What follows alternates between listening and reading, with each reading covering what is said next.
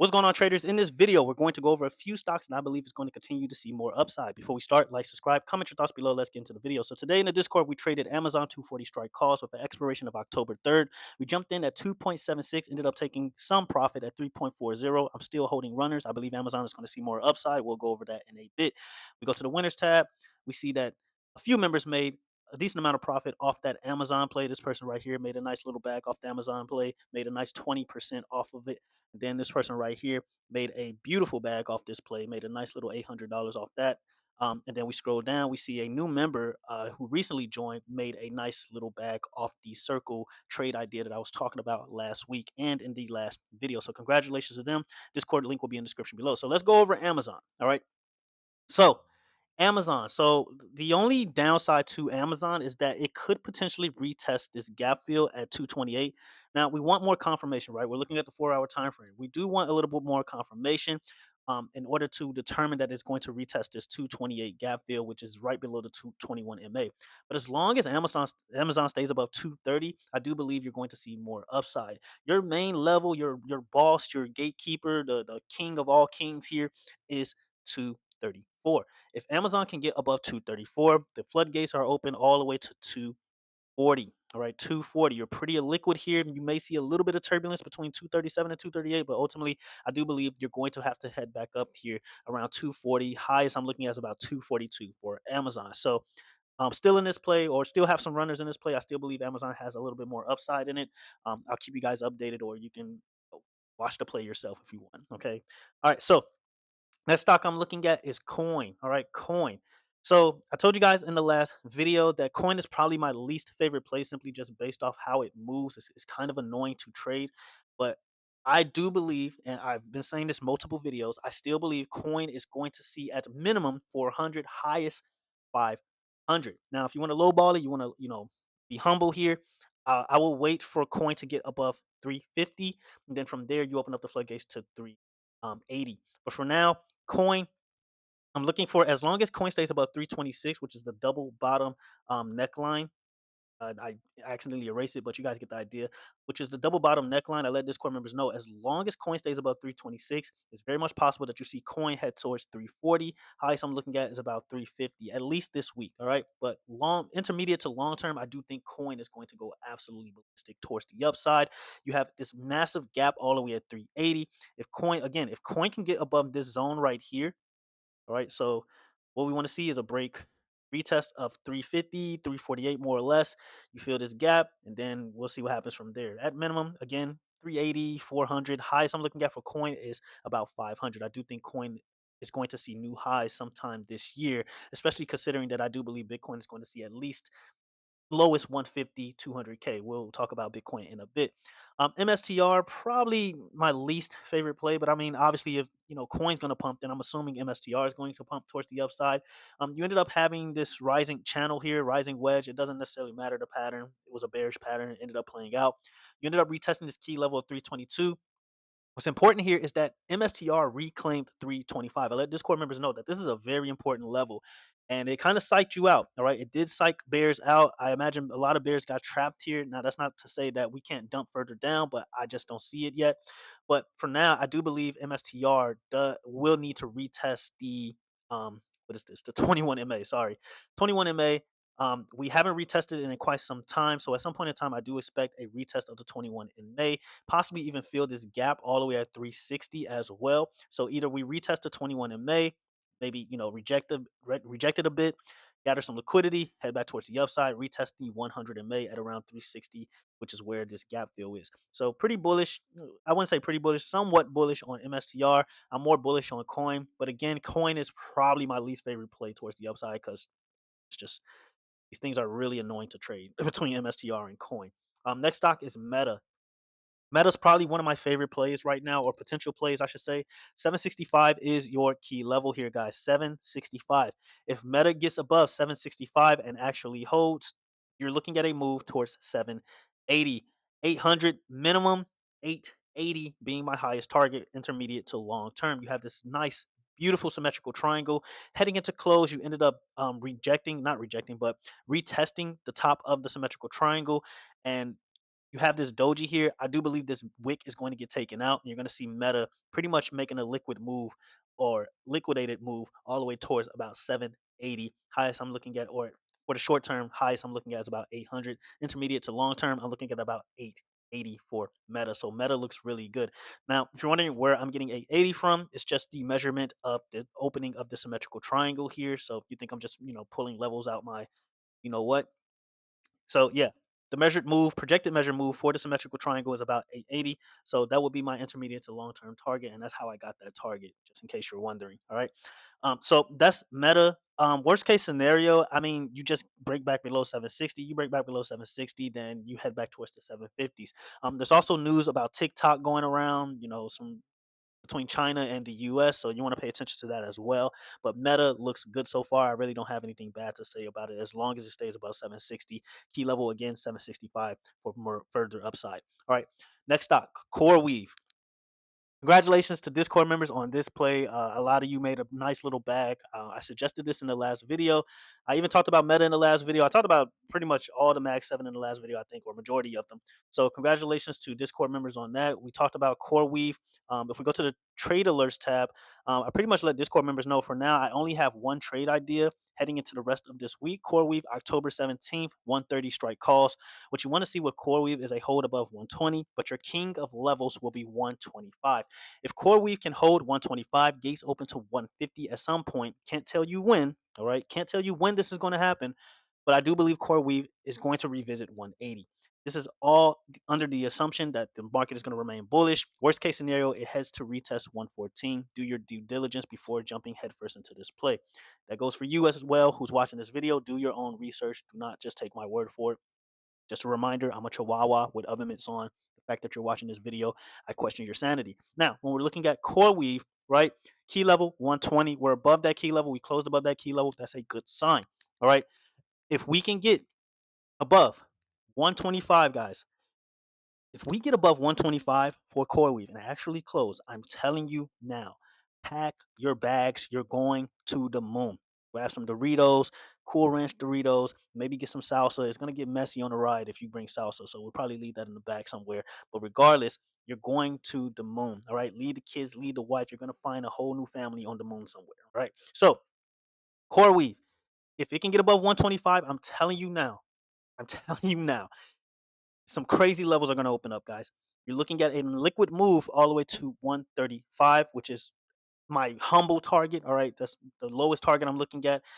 But I'm telling you now, at some point in time, we need to get back up here to 150, 148, 150. We need to retest this zone right here. When it happens, again, I imagine maybe sometime this week.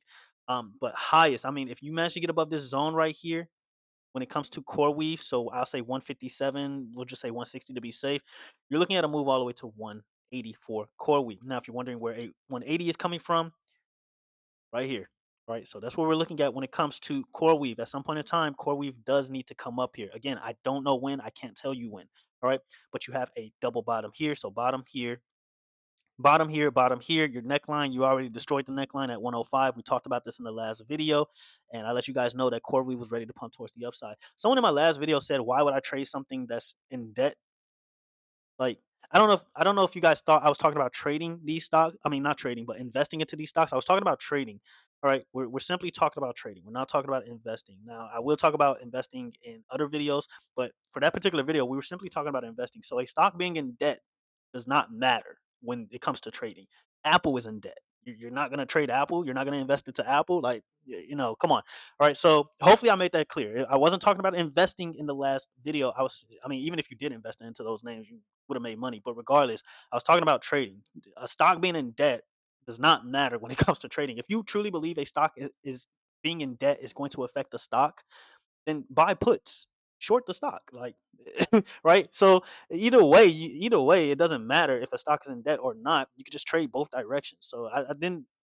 I'm hoping he knew that much or that person knew that much, but hopefully, you learn something new here. Right? But again, there's plenty of Mag 7 that's even some of the Mag 7 are in debt. So I didn't get that. But regardless, that's what we're looking at for CoreWeave 150. If you manage to get above 125, 180 being my highest target. Next stock is Circle, right? Circle, simply because Discord members love this thing. All right. So Circle, I talked about Circle. A few members made a nice, a decent amount of money on this thing. It took its time, but it finally got above the one, what am I talking about? 21 MA, right? So 4 hour time frame, we closed above the 21 MA. This is a great sign. I told Discord members if Circle manages to get above 131, sorry, Circle still looks good by the way. It closed above 131, and then I told them to scroll up for the suggested contracts. I believe I showed you guys this in the last video. So Circle 145 strike calls for October 17th. That's what's appearing on order flow. I haven't checked those contracts, so make sure you research them yourself. I don't know if they're still in them, but I'm going to assume that simply because Circle is still pumping towards the upside. So, um, what you want to see here is possible retest, or best case scenario, you get a retest of 131 before Circle heads towards 147, 150 range. So, Circle looks good, looks bullish. It's above the 21 MA. I don't have anything bad to say about Circle. Tesla. So, congratulations. We talked about Tesla in the last video. Um, Tesla is another company that's in debt. So I again like hello. So yeah, Tesla overbought, right? It was really overbought. So I'm hoping some of you didn't FOMO into this thing. You would have made some decent money if you still FOMO, but hopefully you took profit. See green, take green. But yeah, Tesla was pretty overbought. It needed to stay above 414. It could not stay above 414, and yeah, ultimately ended up tanking back towards the downside. As long as Tesla stays below 414, you're looking at a gap fill at around 396, 400, and then you'll have to wait and see what happens from there. Worst case scenario, it heads back down here. So let's mark it out for you guys. So worst case scenario, it just does one of these all the way to 360. Yeah, that will suck. Okay, that will suck. So I don't encourage you to FOMO into Tesla at this point until, and I told Discord members this, 414, until it reclaims 414, 420 being your best option, your more safe option. Okay. If Tesla gets above 420 and actually holds, or 414 and actually holds, right, you're looking at a pretty decent move towards about 450, I mean 440, 450. All right. But for now, I don't think Tesla is safe to trade. I don't think the Elon Musk news was too enough to, how should I word it? Help Tesla continue to pump towards the upside, right? It made a decent move. Don't get me wrong. I'm not taking away from the move, but I think it's pretty much done until we get more news from either Elon Musk or maybe even rate cuts. All right, because Tesla is a beneficiary of rate cuts. All right, so Apple. Apple, I still think Apple's heading towards 242. That's about it. All right. I told you guys this in the last video. We talked about this in the last video. It rolled back into this pattern. 242 is my target. Highest I'm looking at is about 260 on Apple. Um, I'm not gonna go over Palantir. Screw that thing. All right. Nvidia. All right. So this is the part where you lock in. Nvidia. If Nvidia, this 180 level, okay, 180 level is it's your final boss. All right. If Nvidia gets above 180, 200 is open. All right. Minimum 185, if you want to play it safe, but 200 is open. As you guys can see, we zoom in here. So you guys know I don't make this stuff up. Look how often we kept rejecting here. All right. You get above this, I'm telling you now, Nvidia is going to go ballistic. All right. Semiconductors in general are going to go ballistic. So you want to see a break, retest. I mean, I basically drew it here, but boom. All right. Nvidia can go absolutely insane. I mean, you can even argue there's like an inverse head and shoulders pattern here, maybe even a cup and handle. Regardless, Nvidia needs to get above 180.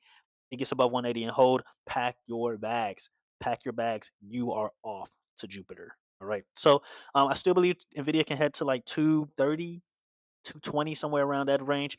I believe Nvidia deserves to be in the 200s, and yeah, we'll see what happens there. So there is a gap all the way. It has yet to fill this gap all the way at 170. So be careful there. So again, I will not jump the gun. I will wait for confirmation, wait for that 180 break and retest, and then possibly trade Nvidia towards the upside. Gold. So gold. I'm pretty bullish on gold. I let Discord members know this. I think it goes without saying. Gold. Um, I even told one of my mods, hey, if gold can get above 3,660, this thing can head towards 3,750. Highest I'm looking at is 3,800. That's all I got for gold. Gold looks bullish. I mean, it's going to continue to pump until rate cuts, most likely. So it's having a hard time here at around 3,683. But again, as long as it stays above 360, I think you're fine. I think this thing is going to blow towards the upside. I think it's going to go absolutely ballistic. 3750 is my next target for gold. Bitcoin, I know I kind of went backwards there.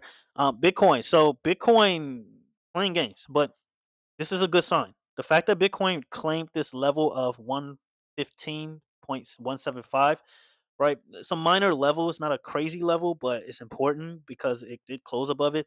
So I do believe that Bitcoin at this point will continue towards the upside. It seemed to reject 15,500, so we're going to treat that as another level. But your final boss, your ultimate level here is 17K. If you want to be specific, 6,888. All right, 6,000. We'll just say again. We'll just say 17K. Right, but regardless, if Bitcoin can get above this level, guys, um, if Bitcoin get above 17K, you're talking about some crazy upside. All right, you're talking about like previous highs at that point. All right, I think it's going to happen. How high Bitcoin can go? Maybe 123K. I do believe by October we're going to see new highs with Bitcoin, if not sooner. All right, so keep that in mind.